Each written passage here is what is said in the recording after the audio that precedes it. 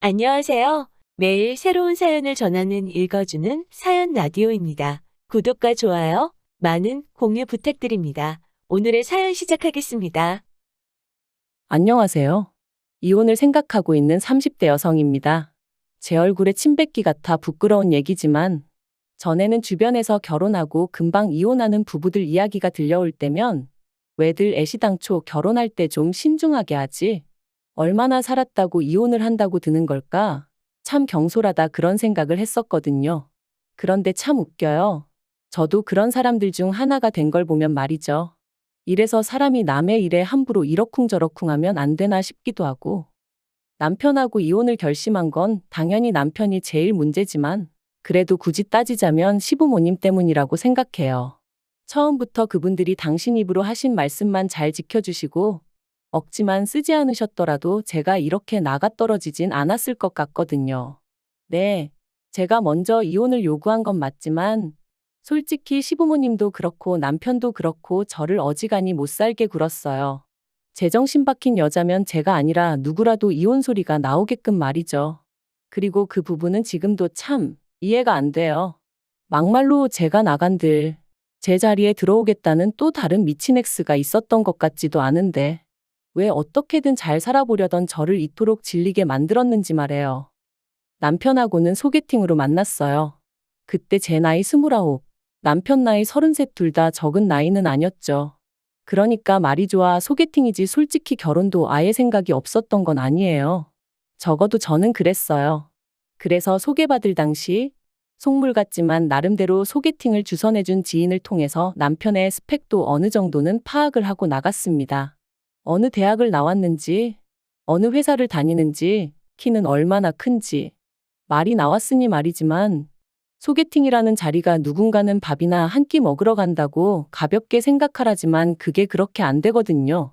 특히나 여자 입장에선 그래도 좀 꾸미기도 해야 하고 또 시간도 어떻게 보면 금인 세상인데 영 아니다 싶은 사람을 만나면서 제 시간 낭비를 하고 싶은 생각은 더더욱 없었으니까요. 아무튼 그런데 주선자 말을 들어보니까 학교도 저랑 비슷한 수준의 대학을 졸업했다 하고 회사도 뭐 저한테 부족하지도 넘치지도 않는 곳이었어요. 그리고 키 같은 경우도 제가 대한민국 여자 평균이다 치면 그쪽도 대한민국 남자 평균치는 되대요. 그래서 그럼 한번 만나봐도 되겠다 싶었죠. 아, 이후에 남편에게 들었지만 남편도 그 지인을 통해서 제 평소 사진을 열댓 장은 받아보고 정했답니다. 자기는 얼굴이 가장 중요했다나 어쨌다나요. 아무튼 그렇게 서로 어느 정도는 파악을 하고 만나서 그런가 쓸데없이 시간 낭비를 하는 기분은 아니었어요. 바로 서로의 취향이라던가 서로에게 직접 묻지 않으면 알기 어려운 것들을 알아가는데 시간을 쓸 수 있었으니까요. 그리고 다행히 저희 둘은 여러 가지 면에서 통하는 부분이 많았습니다. 그래서 이후로 4번의 만남을 더 갖고 바로 연애를 시작했어요. 그리고 그렇게 만난 지 1년쯤 되었을 때 남편이 먼저 결혼 이야기를 꺼내더라고요. 남편에게 할머님은 굉장히 중요한 존재라 했습니다. 어린 시절 시부모님이 맞벌이를 하시느라 남편을 돌보지 못하셨는데 특히나 아버님은 지방을 돌아다니며 돈을 버시다 보니 2달에 한 번 정도 얼굴을 비추신 게 전부였대요. 그리고 사정이 그렇다 보니 할머님께서 남편을 거의 키워주시다시피 하셨고 그래서 남편도 실제로 할머니에게 무척이나 큰 애정을 갖고 있었어요. 그런데 이제 그 할머님이 80이 넘어가시니 왠지 마음이 급하다면서 저랑 결혼해서 증손주도 안겨드리고 싶고 뭐 그렇다고 하더라고요. 그리고 이건 솔직히 제가 기대한 프로포즈 멘트와는 많이 달랐습니다. 너를 사랑한다, 너 아니면 안 된다. 이런 이야기가 듣고 싶었지. 너랑 잘 사는 모습을 보여드리고 싶다. 안심시켜드리고 싶다. 왠지 할머님을 위해서 결혼식을 서두르는 기분이었달까요? 그래서 저는 고민 끝에 남편에게 제 속마음을 밝혔어요. 정말 나를 사랑하긴 하느냐고요. 그랬더니 남편이 자기가 원래 말을 잘 못하지 않냐면서 왜 자기 말을 안 좋은 쪽으로 해석하느냐고 오히려 자기가 서운한 애 어쩌네 그러는데 싸우자고 꺼낸 얘기는 아니었으니 더는 뭐라 따지지는 않았어요. 그리고 이후로 남편이 어떻게든 저를 달래주려고 노력도 했고요. 그래서 결국 결혼하는 쪽으로 마음을 굳혔죠. 그런데 막상 결혼 준비를 시작하니 남편은 모아둔 돈이 6천 정도 있었고 저는 1억 정도 있었어요. 물론 남편은 차도 있긴 했지만 10년이나 된 경차라서 솔직히 재산으로 느껴지진 않았고요. 그래서 그동안 돈 벌어서 다 뭐 했냐고 단도직입적으로 물었습니다. 참고로 결혼을 앞둔 사이에 이 정도는 당연히 물어볼 수 있다고 생각했어요. 그랬더니 부모님하고 할머니한테 자기가 아무래도 3대 독자다 보니 효도 좀 한답시고 이래저래 선물도 해드리고 많이 챙겨드렸다나요? 그런데 결혼하면 그런 건 이제 없을 거라고 하더라도 매번 저랑 꼭 상의하고 할 거라고. 그래서 알겠다고 했죠. 그리고 상황이 그렇다 보니 양가로부터 도움을 안 받을 수가 없었습니다. 1억 6천으로 결혼식도 올리고 혼수도 하고 신혼집까지 구한다는 건 서울에선 너무 빠듯하다 싶었거든요. 그런데 다행히 상견례 자리에서 사실 돈 이야기라는 게 시댁 쪽이건 저희 쪽이건 먼저 말 꺼내기가 편하진 않은 주제잖아요. 그런데 저희 시부모님 두 분 다 하시는 말씀이 그래도 명색이 3대 독자인데 걱정 말랍니다. 그러면서 자기들은 7천 정도 해줄 수 있는데 저희더러 맞출 수 있겠냐대요. 솔직히 전 3대 독자가 어쩌고 그러시길래 집까진 아니어도 한 1억은 해주시려나 그런 생각을 했는데 말이죠. 아무튼 저희 부모님도 7천씩 해주자 하시니 알겠다 하셨습니다.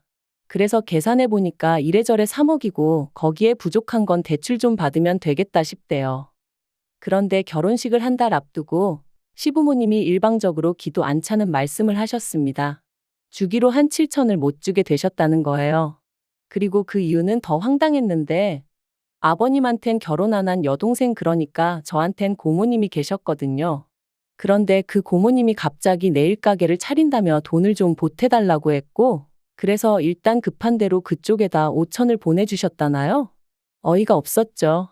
그래서 그런 결혼은 어떻게 하라는 얘기냐니까 오히려 저더러 그게 무슨 소리냐 결혼은 원래 계획한 대로 해야지 하시더니 결혼식 날 축의금으로 돈이 꽤 들어올 거라면서 그때 일단 한 3천은 만들어 주시겠다나요? 3천이 안 되면 그땐 당신들이 대출을 받든 뭐라든 어떻게든 채워주시겠다면서 말이죠. 그래서 솔직히 마음 한구석에선 불안한 생각이 들었지만 그래도 파혼할 용기는 없었기에 어떻게든 시부모님의 그 약속을 믿어보자 생각하며 식을 올렸습니다. 하지만 결혼식 당일 식 다 마치고 축의금 정산하자 하니까 시부모님이 또다시 말을 바꾸셨어요. 그게 뭐가 그렇게 급하다고 그러냐면서 일단 신혼여행부터 다녀오고 그러면 그 사이에 당신들이 싹 정리해 놓겠다면서 말이죠. 그리고 이땐 솔직히 쎄한 마음을 감출 수가 없었습니다. 이러다 안 준다고 나오면 막말로 별 수 있나 싶기도 하고. 그래도 뭐 따져 물을 새도 없이 일단은 신혼여행을 떠났죠. 그런데 신혼여행에서 돌아와 시댁에 갔는데 시부모님께서 먼저 돈 문제로 할 이야기가 있다며 말문을 여시더니 축의금이 생각보다 많이 안 들어왔다며 겨우 700만 원을 주셨습니다. 말 그대로 황당하기 그지없더라고요. 7천천만 원에서 2천만 원 주시더니 이제 700만 원. 솔직히 2,700만 원도 적은 돈은 아니었지만 계속 말이 달라졌던 탓에 화도 나고 속도 상했거든요. 그래서 남편에게 이를 어쩔 생각이냐니까 축의금이 안 들어와서 그렇다는데 어떡하란 말이냐며 저더러 제가 속상한 것보다 해주지 못하는 자기 부모님 속이 더 상하시지 않겠냐고 그러니까 일단은 알겠다 하고 좀 시간을 드리자는데 이래서 사람들이 남편을 남이 편이라고 하나 별의별 생각이 다 들더라니까요. 하지만 남편 말대로 돈이 없다는데 그런 시부모님을 붙들고 제가 무슨 말을 한들 어디서 돈이 솟아날 리도 없고 그래서 남편한테 이 돈 문제가 해결되기 전까진 내가 얼마나 살가운 며느리 노릇을 할 거라고 기대하지 말라고 했습니다. 당신이야 당신 부모님이니 그러려니 하고 넘어갈 수 있을지 몰라도 내 입장에선 나뿐만 아니라 우리 부모님까지 괜히 농락당한 기분이고 그래서 기분이 너무 나쁘다고요. 그랬더니 남편도 뭐 탐탁치 않은 표정이긴 했지만 알겠다더군요. 그리고 이후로 시부모님과는 꽤나 대면대면한 상태로 몇 개월을 보냈습니다. 남편을 통해 건너듣기론 두 분은 제가 살갑게 굴지 않는 걸 트집 잡아 이젠 돈이 있어도 주기 싫단 식으로 말씀을 하시는 모양이었고 남편은 이런 이야기를 전하면 제가 돈을 받고 싶어서라도 살갑게 굴거라고 기대했는지는 모르겠지만 그건 남편의 완벽한 착각이었어요. 왜냐하면 역으로 그런 이야기를 전해 들으니 나중엔 저도 오기가 생겨서 그래 그까짓 돈 몇천 안 받고 나도 내 속 편한 대로 살면 그만이다. 그런 마음을 갖게 되었으니까요. 실제로 주변에서들 시댁하고 연 끊으면 처음에 1, 2년이나 마음이 불편하지.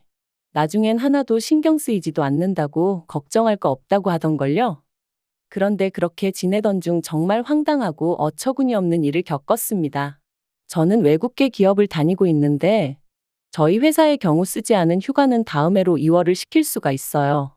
그리고 그렇게 모인 휴가가 자그만치 한 달 반이나 있었기에 일주일 정도 쉬려고 마음을 먹었습니다. 친정 부모님하고 2박 3일로 여행도 다녀오고 남은 날짜는 저 혼자 집에서 좀 푹 쉬려고 했거든요.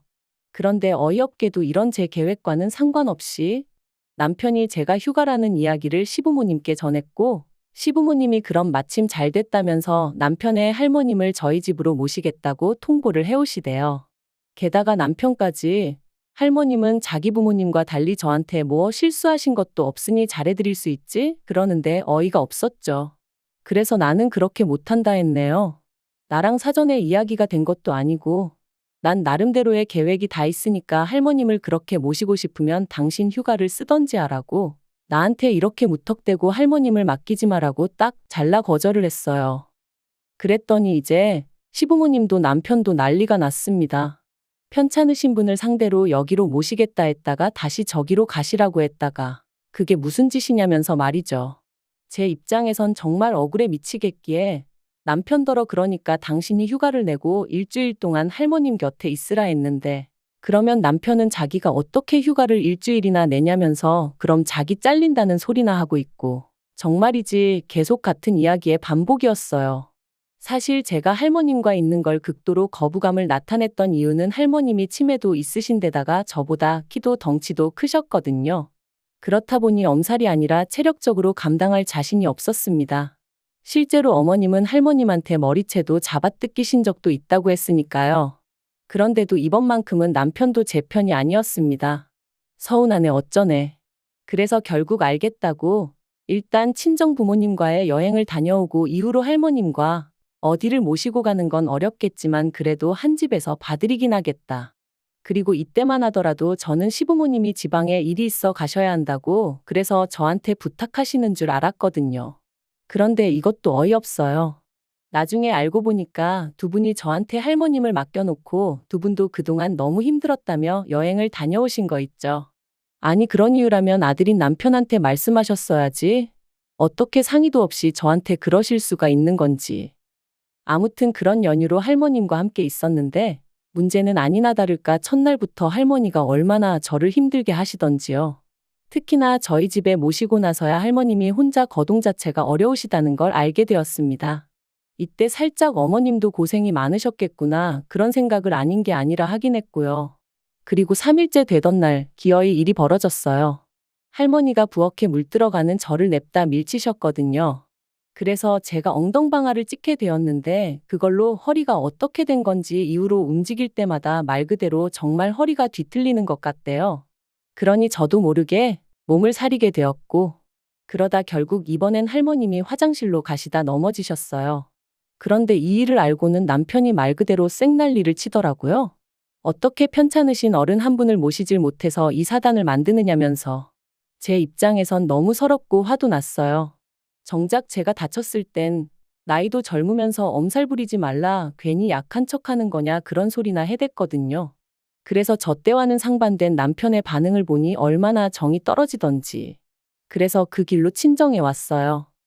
친정에 와서 곰곰이 생각해 보는데 생각할수록 분한 거예요. 결혼식 때도 얼렁뚱땅 돈도 다 못 받고 식을 올렸는데 이제 제 휴가를 핑계로 할머님을 모셔다 놓더니 할머님 병세나 제 상황은 생각도 안 하고 그저 서운하다 괘씸하다만 해대는 게. 그래도 이때까지는 이혼 생각보다는 할머님은 다시 시부모님 댁으로 모시고 남편이 저에게 정식으로 사과하면 넘어갈 생각이었어요. 그런데 남편에게 빨리 시부모님더러 모시고 가시라 연락드리라니까 그렇게는 못한답니다. 며칠 계시는 동안 손자된 도리도 못했다면서 자기가 그렇게 못한다고 당분간 같이 지내면서 챙겨드려야겠다며 저더러 아직 휴가만이 남아있지 않냐고 회사에 그거 써야겠다고 하라는 거예요. 그리고는 저한테 이참에 할머님한테 좀 잘해드리고 정도 붙이라면서? 자기한테는 뭐 세상 그 누구보다 소중한 분이라나요? 참나, 그렇게 소중하면 당신이 곁에 있으라 했습니다. 나는 막말로 생판 남이나 다름없는데 나더러 치매 걸린 할머님을 어떻게 모시라는 거냐 못한다 했죠. 솔직히 까놓고 말해서 남편은 당연하고 시부모님하고도 제가 원만한 사이였으면 좋은 마음으로 노력해보겠다는 소리가 나왔을지도 모르죠. 하지만 그때 제 심정은 내가 왜 그렇게까지 해야 되지? 였어요. 그런데 남편은 계속해서 이건 말이 되네 안 되네. 그리고 저는 저대로 그런 남편을 보고 있으니 도끼가 오르더라고요. 그래서 친정에서 출퇴근해 가면서 그 사이에 집을 내놨습니다. 여담이지만 처음으로 남편이 결혼할 때 돈을 쥐꼬리만큼 들고 와서 다행이란 생각이 들었어요. 그래서 제가 제 명의로 집을 계약할 수 있었거든요.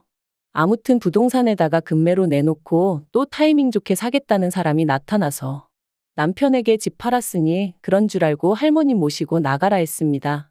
그랬더니 남편은 남편대로 자기 이제 회사 복귀해야 되는데 무슨 말도 안 되는 소리를 하냐면서. 알고 보니 남편은 제가 결국 체념하고 돌아와서 할머님을 모실 줄 알았던 모양이에요. 어이가 없었어요. 무슨 근거로 그런 착각을 하나 싶은 게. 그리고 그렇게 남편하고 대판 싸우고 결국 이혼 이야기가 아닌 게 아니라 나왔죠. 저처럼 계산적인 여자하고는 자기가 질려서 못 살겠다길래 나야말로 너나 너희 가족처럼 염치 없는 사람들하곤 두 번 다시 상종도 못하겠다 해가며 어쨌든 또 하나 다행이었던 건 결혼 비용 문제로 마음이 많이 상했던 만큼 혼인신고는 미루고 있었거든요. 그래서 이혼하는 건 일도 아니었어요.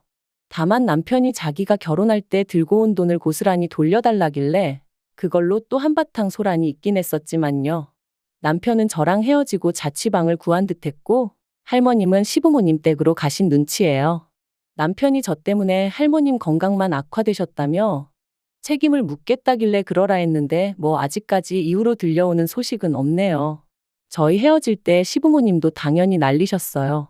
그까짓 돈 몇천 때문에 그러냐며 저더러 밴댕이 소갈딱지라는 둥 아주 쪼잔한 애라는 둥 막말을 하셨는데 저라고 헤어지는 마당에 뭐 한다고 그런 소리를 듣고만 있었겠어요. 저도 그런 시부모님께 그렇게 말 바꾸고 거짓말하고 그러시지 말라고 사람이 아주 우스워 보인다고 그랬죠. 솔직히 윗사람한테 욕먹는 아랫사람보단 아랫사람한테 욕먹는 윗사람이 타격이 더 크잖아요. 그래서 전 좀 후련하더라고요. 아무튼 앞으로는 무슨 소식이 들려오든 궁금하지도 않고 그쪽 집안에 무슨 일이 생기건 쳐다도 안 보려고요.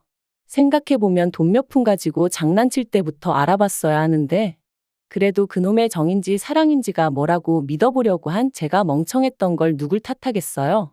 그냥 비싼 돈 내고 인생 수업 들은 셈 치렵니다. 긴 이야기 들어주셔서 감사합니다.